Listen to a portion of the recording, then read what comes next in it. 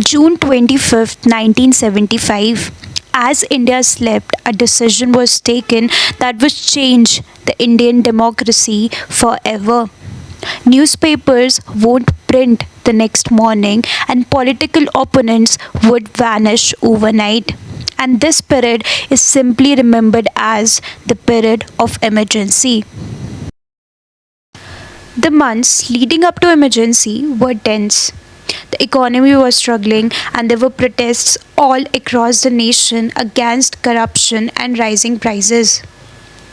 Student movements, worker strikes, and the movement led by Jay Prakash Narayan had gained a national momentum.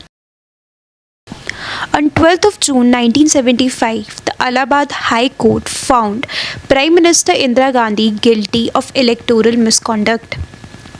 So, her electoral victory was considered invalid and she was asked to step down. But instead of resigning, she chose another path.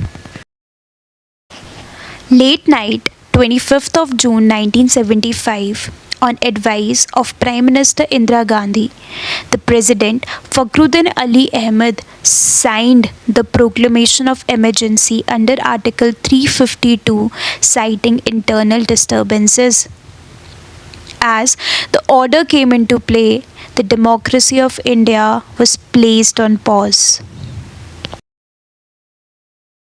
Fundamental rights were suspended, press censorship was imposed, and more than 1 lakh people were arrested under MISA, Maintainers of Internal Security Act. Among those who were arrested were Moraji Desai, Atal Bihari Vajpayee, and Jay Prakash Narayan, and thousands of activists and protesters. Though not elected, Sanjay Gandhi, son of Indira Gandhi, became one of the most prominent figures during that time. His 5 point program, especially the mass sterilization campaign, became one of the darkest chapters in the history. Later, the reports revealed that more than millions of men were sterilized under pressure or misinformation. Journalists were asked to show their articles to government censors before publishing. A famous editor, Kuldeep Nair, recalls how the sections of newspaper were kept blank where articles were censored earlier. Fear became a way of life. By 1977, resentment has spread across the nation. From villages to universities, the nation wanted its voice back. In January, Indira Gandhi surprised everyone.